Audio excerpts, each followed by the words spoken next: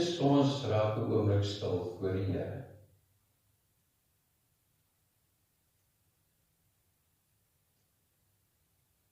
Maar die Here is in sy heilige tempel, swyk voor hom oor ganse aarde.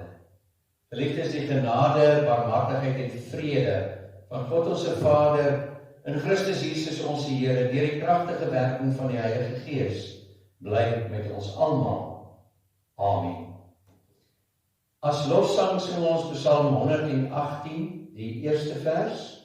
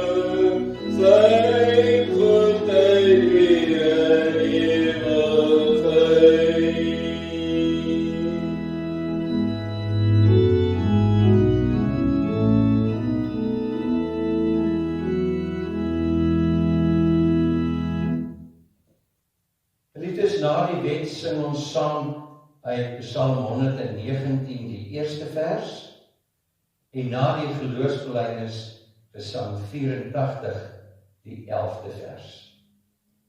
Kom ons luister na die wet van die Here, soos ons dit opgeteken vind in Deuteronomium 5 vanaf vers 6. En hy het gesê, ek is die Here jou God wat jou uit Egipte land uit die slaafhuis uitgelei het. Jy mag geen ander gode voor my aansig hê nie. Jy mag vir jou geen gesneede beeld of enige gelykenis maak van wat bo in die hemel is, of van wat onder op die aarde is, of van wat in die waters onder die aarde is nie. Jy mag jou voor hulle nie neerbuig en hulle nie dien nie, want ek, die Here jou God, is 'n jaloerse God wat die misdaad van die vaders besoek aan die kinders, en aan die derde en aan die vierde geslag van die wat my haat. En ek bewys barmhartigheid aan duisende van die wat my liefhet en my gebooie onderhou. Jy mag die naam van die Here jou God nie ydelik gebruik nie, want die Here sal die een wat sy naam ydelik gebruik, nie ongestraf laat bly nie. Onderhou die Sabbatdag dat jy dit heilig, soos die Here jou God jou beveel het. 6 dae moet jy arbei en al jou werk doen, maar die 7de dag is die Sabbat van die Here jou God. Dan mag jy geen werk doen nie, jy of jou seun of jou dogter, of jou diensknegt of jou diensmaagd, of jou os of jou esel of enig iets van jou, of jou vreemdeling wat in jou poorte is nie, sodat jou diensknegt en jou diensmaagd kan rus soos jy. En jy moet daaraan dink dat jy in Egipte land 'n slaaf was, en die Here jou God jou daarvandaan uitgelei het, deur 'n sterke hand en 'n uitgestrekte arm. Daarom het die Here jou God jou beveel om die Sabbatdag te hou. Eer jou vader en jou moeder, soos die Here jou God jou beveel het, dat jou dae verleng mag word, en dat dit met jou goed mag gaan in die land wat die Here jou God aan jou gee. Jy mag nie doodslaan nie, en jy mag nie egbreek nie, en jy mag nie steel nie, en jy mag geen valse getuienis in jou naaste spreek nie. Jy mag nie jou naaste se vrou begeer nie, en jy mag nie jou naaste se huis hinker nie, na sy landerye, of sy diensknegt, of sy diensmaagd, sy os, of sy esel, of iets wat van jou naaste is nie.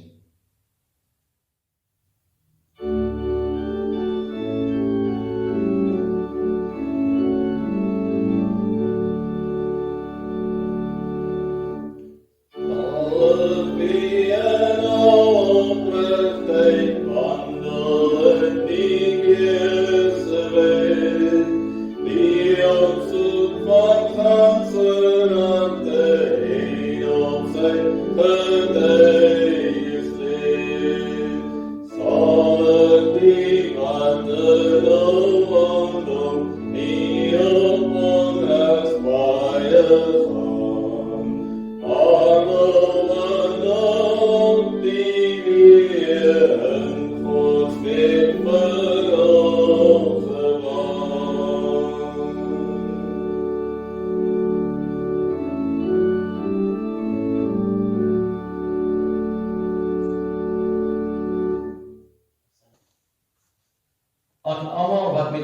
ware berou en opregte geloof hulle toevlug neem tot hulle enigste verlosser en saligmaker Jesus Christus, verkondig die woord van die Here, vergifnis van sonde.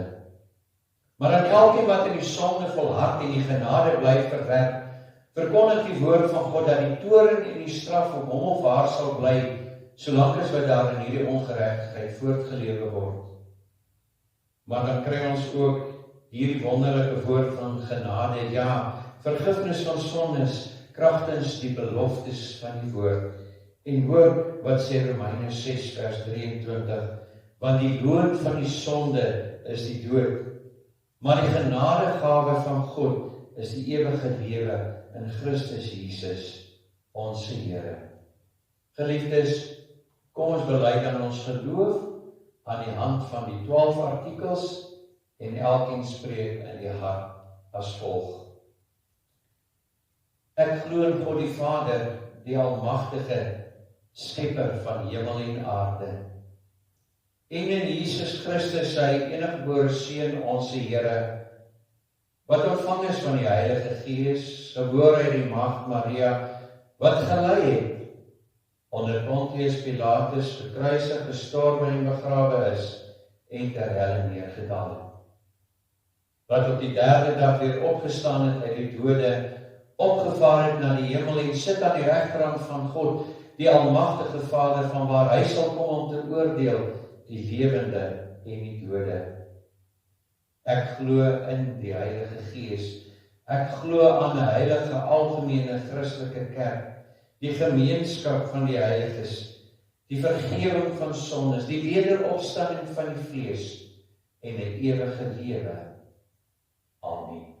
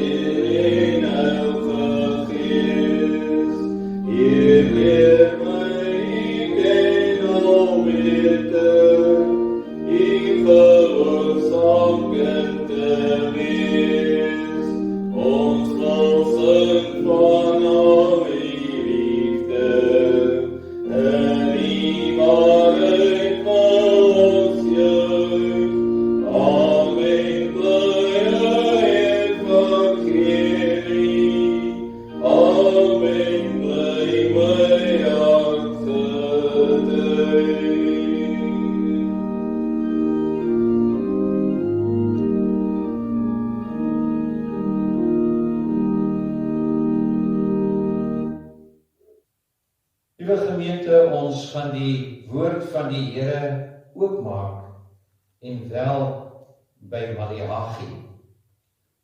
Heel laaste boek van die Ou Testament, die laaste hoofstuk van Maleagi, Maleagi 4, en ons lees dan al 16 verse saam. Maleagi 4 vers 1, want kyk, die dag kom en dit brand soos 'n oond. Dan sal al die vermeteles en almal wat goddeloosheid bedrywe 'n stoppel wees. En die dag wat kom, sal hulle aan die brand steek, sê die Here van die leerskare, sodat dit vir hulle geen wortel of tak sal oorlaat. Maar vir julle wat my naam vrees, sal die son van geregtigheid opgaan, en daar sal genesing onder sy vleuels wees, en julle sal uittrek en huppel soos kalwers uit die stal. En julle sal die goddelose vertrap, want hulle sal so stof wees onder julle voetsole op die dag wat ek skep, sê die Here van die leerskare. Dink aan die wet van Moses, my knegt, wat ek hom beveel het op Horeb vir die hele Israel, insettinge en verordeninge. Kyk, ek stuur julle die profeet Elia, voordat die groot en vreeslike dag van die Here aanbreek. En hy sal die hart van die vaders terugbring tot die kinders, en die hart van die kinders tot hulle vaders, sodat ek nie hoef te kom en die land met die banvloek tref nie. Tot sover ons skriflesing. Geliefdes, kom ons bid dan saam. Ons troue Heer, U alleen kom toe al die lof en die dank van ons harte. Ja, Heer, as ons hier voor U staan en ons kom tot daardie diep bewustheid, en dit is, daar is net een waaragtige God, Vader, Seun en Heilige Gees. En ons wil voor U kom neerbuig in afhanklikheid, want ons het geen ander heenkome buiten U nie, o Heer. Ons wil vra dat U Seun ons sal oordek, dat U genade oor ons sal wees, want Heer, as ons met onsself eerlik sal wees, wat dan nog om met U eerlik te wees, dan weet ons is verdien dan ook om verdoem te word. Maar, dankie dat U in U almag, U genade so ryklik oor ons uitstort. Ja, die natuurelemente hou U in die hand. Daarvan is ons deeglik bewus. En soos wat U alles dan in die hande hou, ook vir ons, kom ons dan in hierdie absolute afhanklikheid na U toe. En ons pleit, Heer, dat dit wat oor ons land, oor die wêreld besig is om te gebeur, dat U, wat net U kan doen, ook hierdie pandemie dan ook uit weg sal ruim. En ons weet, alles strook so met U woord. Die woord wat dan ook vir ons dit kenne gee, dat in die laaste dae sal hierdie dinge gebeur. En daarom, omdat U ons die rype kans gee om dan ook ons lewens volgens die woord in te rig. Ons vra, Here, dat ons lewe so sal wy, dat dit vir U alleenlik welbehaaglik sal wees, en dat ons ook so sal lewe, dat ons enige tyd gereed sal wees, sou U kom haal wat aan U behoort. Ons bid vir ons gemeente, ons bid vir die Christene in ons land, oor die wêreld heen. Ons bid vir hulle wat U nie ken nie. Here, U wat daagliks nog besig is om mense tot die Christelike geloof toe te voeg, dat U ook daar met diegene sal wees, wat reken dat hulle sonder U kan leef. En nou, Vader, wil ons vra, dat U genesing sal bied, waar dit nodig is, sal vertroos en sal versterk. Daar waar die wange nog nat is van die trane wat daar oorvloei. Hulle wat geliefde aan die dood moes afstaan. Hulle wat verlange het. Ons bid, Heer, dat U daar sal versorg, waar daar nie die nodige middele oor beskik nie, dat U ook daar voeding, kleding en huisvesting sal bied. Maar veral wat die geestelike vyand betref, dat ons werklik waar een doel voor oë sal hê, dit is om U wil na te streef. Seën ons dan ook nou, as ons gaan verdiep ook hier in U woord verkondiging. Ons pleit dit alles in die naam van ons verlosser, ons saligmaker, Jesus Christus, wat leef tot in ewigheid. Amen. Geliefdes in ons Here Jesus Christus, is die mens werklik waar vry om te maak wat hy wil. En weet jy, die ironie gaan wees, daar gaan wel mense wat sê natuurlik, ek kan maak wat ek wil. Maar dan is dit ook baie nodig dat ons die sulk is wat van daardie redenasie uitgaan, dat ons hulle daarop sal wys dat hulle nie te selfversekerd moet wees nie, want hulle verloor iets baie belangriks uit die oog. Dit is nie so. Die mens kan en mag nie maak wat hy wil. Liewe gemeente, want vryheid beteken nie bandeloosheid. Vryheid beteken nie dat alles oorboord gegooi kan word. Dinge soos reëls en standaarde en norme nie. Inteendeel, vryheid bring baie meer verantwoordelikhede mee. Kom ons gaan kyk na vryheid as ons dit in verband bring dan ook met ons Christelike geloof. Dit is so. Die Here het die mens geskape met 'n vrye wil. En dit beteken nie dat die mens nou soos 'n willose aan die minus rondgelei kan word en dat daarmee daardie mens gemaak kan word wat hy wil. Dit beteken dat die mens wel begeerte in die lewe kan hê om dan self besluite te neem, om dan ook self te gaan doen wat hy graag in die lewe wil doen. En dan gaan ons 'n baie gewaagde stelling maak. Die mens kan besluit of hy gelowig wil wees of nie. Is dit so? Jy weet, dit is 'n baie aanvegbare stelling om te maak. Want ons weet 'n ware geloof in ons drie-enige God kan alleenlik bewerkstellig word deur die werking van die Heilige Gees. Nou sien ons in hierdie gedeelte dat Maleagi worstel met die volk van God. Want die volk van God is ongehoorsaam. Maar kom ons gaan kyk, wat staan dan ook inderdaad hier in Maleagi 4, die tweede versie. Maar vir julle wat my naam vrees, sal die son van geregtigheid opgaan, en daar sal genesing onder sy vleuels wees, en julle sal uittrek en huppel soos kalwers uit die stal. Liewe broeder en suster, wat sê die Here vir Maleagi? Die Here sê in kort, dat indien Israel hulle tot die Here bekeer, dat Israel sy naam sal eer en hom sal dien en vrees vir wie hy werklik is,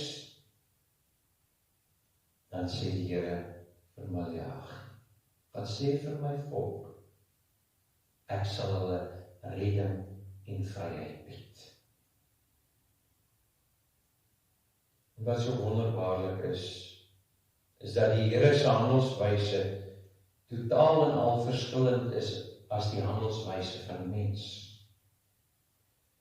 Want as ons na die 3 voorafgaande hoofstukke van Maleagi gaan kyk, dan sien ons dat ernstige klagtes deur Maleagi na God gebring word, juis vanweë die optrede van die Israeliete. Dit wil voorkom asof Maleagi moedeloos geword het, dat hulle moed opgegee het met Israel se nikke en se grille en hulle gepaardgaande ongehoorsaamheid aan die wet van God. Kyk ons bietjie meer diepgaande. Alhoewel Israel hier in die 5de eeu voor Christus teruggekeer het uit ballingskap. Ja, ten spyte van die feit dat die tempel van die Here reeds herbou is. Hulle is uit ballingskap uit teruggebring en hulle kosbaarste, die tempel, is reeds herbou, maar dan sien ons daar skort iets geweldig groots om daar die spreekwoord te gebruik, daar's 'n groot skroef los. En wat is dit?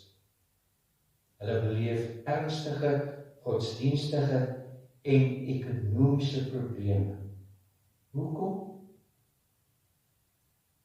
Dan kom dit als terug na die tempeldiens van God.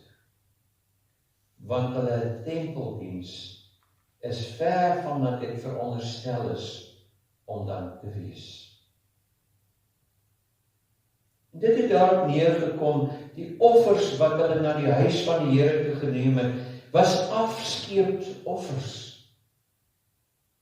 En om die saak nog verder te versleg, sien ons dat die priesters nie in veel van hulle kant af gedoen het om die volk dan ook in die vrese van die Here te lei nie. Dat die priesters hulle daaraan dadig gemaak het, dat hulle op 'n dwaalspoor gebring is, betreffende hulle toegewydheid wat hulle aan die Here verskuldig is. Weet jy, dit het op 'n stadium so sleg gegaan, met die geestestoestand van die volk van God, Israel, dat die Here dit selfs oorweeg het om die tempel se deure vir goed te sluit. Kom ons kyk weer wat staan in Malagi 4 vers 1, want kyk, die dag kom en dit brand soos 'n oond, dan sal al die vermeteles en almal wat goddeloosheid bedrywe 'n stokkel wees, en die dag wat kom sal hulle aan die brand steek, sê die Here van die heerskare, sodat dit vir hulle geen wortel of taks sal oorlaat. Wat 'n gewigtige woord wat die Here dan ook hier spreek. Weet jy, dan sien ons so in ons geestesoog dat die toorn van God, soos daardie verterende vuur oor die vermeteles en die goddelose sal woed, en dat slegs die stokkel sal oorbly om te getuig van die groot en die gedigte dag van God wat aangebreek het, waar sy toorn dan ontvlam het.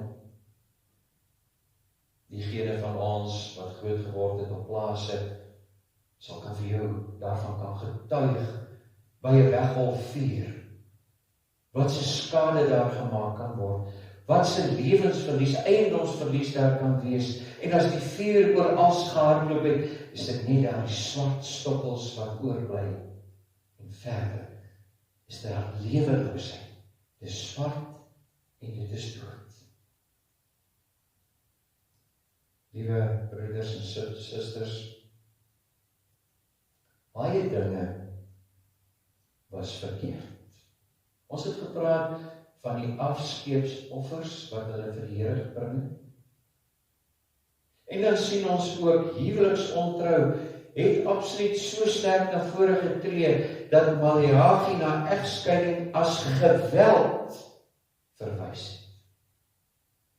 As geweld. So drasties het dit toegeneem onder die volk van God. En as dit toegeneem het, dan het daar soveel moedeloosheid by Malagi, sowel as by die betrokkenes van daardie egskeiding, dan ook plaasgevind. Ja, ons sien dit was afskeepsoffers, dit was huweliksontrou, en dan sien ons dat hulle het hulle geloof as blote gewoonte begin beoefen. En om dit nog verder te verswak, dan sien ons, daar is selfs verwyte in die rigting van die Here geslinger, so alles op die Here nie altyd sy deel kan bydra aan die Here. Liewe broeder en suster, ek dink ons sal saamstem. Menslik gesproke sal ons mos nooit die Here God se besluit om sy volk se bestaan te beëindig, ons sê dat hy onregverdig daardeur sou optree. Dink bietjie mooi daaraan. Die volk het pas uit ballingskap teruggekeer, en hulle in daardie ballingskap hulle self bevind, vanweë hulle eie oortredinge, vanweë hulle eie ongehoorsaamheid, en hulle moes vir hulle dade boet. En dan kan ons met uitroeptekens uitroep, en nog steeds wou hulle nie leer. Dit is eintlik 'n baie donker prentjie wat ons skilder. Maar weet jy, my liewe broeder en suster, God in sy almag en in sy grootheid is 'n wonderwerk. God het besluit om hulle nie te vernietig. Hierdie boodskap word dan ook deur Malagi aan Israel oorgedra. En ons kan eintlik net so in ons eie woorde dan kan opsom. Wat het Malagi vir die volk gesê, soos wat God dit aan hom oorgedra het? Malagi kom vir die volk gaan sê, weet julle klomp Israeliete, julle verdien dit glad nie om te leef. Julle verdien nie eintlik om uit ballingskap verlos te word. julle verdien nie God se liefde vanweë julle handel en julle wandel. Weet julle, God sê dat hy nie julle ontrou aan hom kan verdra nie. Tog, omdat hy julle so lief het, begeer hy dat julle jou tot hom moet bekeer. Dat julle met mag en mening julle toevlug alleenlik tot hom sal neem.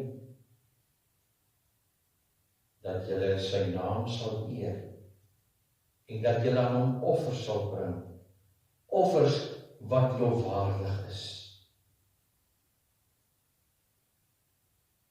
Nie net dit wat julle op die altaar kan plaas nie, maar dat julle jouself ook as offer sal aanbied. In kort kom dit dan daarop neer dat Israel nie in bandeloosheid kan maak wat hulle wil nie, maar dat hulle hulself ondergeskik aan die wil van God sal plaas. En dit is 'n boodskap wat net sowel vandag hier die 28ste Junie 2020 gelewer kan word. Die presies dieselfde boodskap. Weet jy, liewe broeder en suster, en kort kom dit daarop neer dat God diegene wat eerbied het vir sy naam, dat God diegene wat hom vrees, sal red en sal genees van hulle sieklike drang en begeerte om hulle eie koers in die lewe in te slaan. God onderneem om dit so te stel, dat hy hulle wil swaai en hulle sal red van klein geloof. Dat hy hulle sal red van halfhartigheid.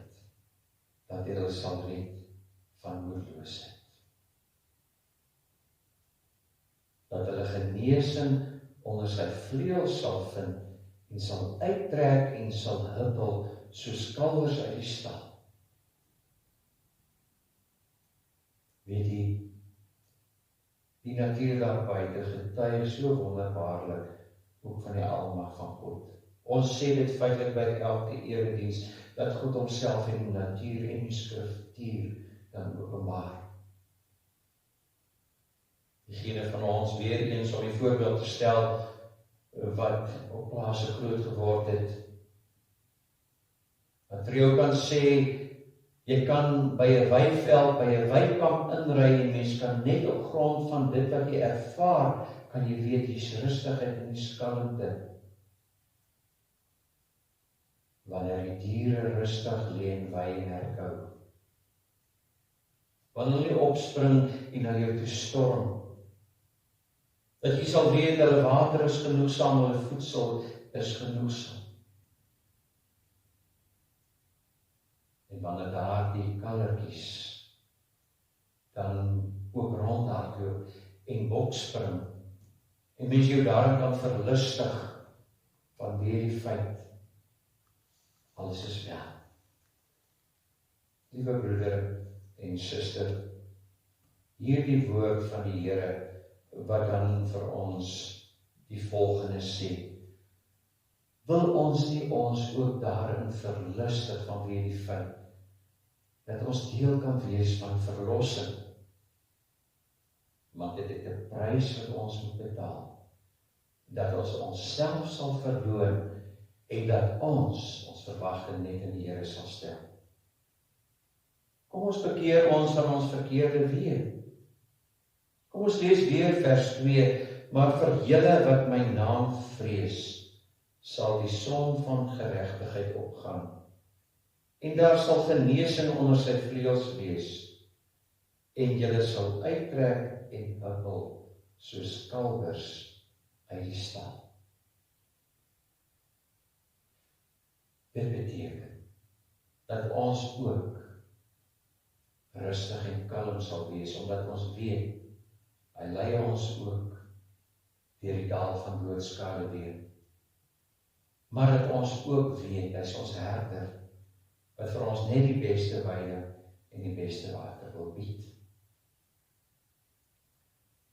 Broeders en susters, is die mens werklik waar vry om te maak wat hy wil? Nee, hy is vry om te maak wat hy wil, as hy sy rug op die Here gedraai het. Maar wanneer die mens sy aangesig tot die Here hef en die Here in nederige afhanklikheid nader, dan weet ons, om vry te lewe beteken, dat ek wel besluite kan neem. Dat ek verder kan gaan deur te sê, om verantwoordelik te leef beteken, dat elkeen bereid moet wees om die gevolge van elke besluit te hanteer. Om waarlik deur God vrygemaak te wees beteken, dat ek nimmer aan myself sal behoort nie, maar dat ek daar die sekerheid sal hê, en dit is dat ek aan my getroue God en Saligmaker, Jesus Christus, toebehoort. Amen. Geliefdes, kom ons bid saam. God van genade, om my eie pad te loop, is baie keer vir my makliker. Want U vra baie keer vir my te veel vertroue. En die pad is soms so moeilik om te stap. Dis klipperig, stamperig en soms te pynlik. En vergewe my dat ek onafhanklik wil wees. Gees van God, leer my dat my eie pad 'n kringloop net na myself toe is. Dat dit wat ek self wil vermag, dat dit niks vir die wêreldseer sal beteken nie. Leer my om te verstaan dat alle paaie na U moet lei. Leer my dat ek slegs eg mens is, wanneer ek onvoorwaardelik van U afhanklik is. Leer my dat ek slegs by my bestemming sal uitkom, wanneer ek U pad stap. En dan bid ek, o Heer, dat daardie besef sal ingang vind. Maak my afhanklik van U, al moet U my knees om my te genees. Ons bid dit alles in Jesus naam. Amen. Geliefdes, ons gaan dan nou antwoord op die prediking en wel Psalm 256 vers 2.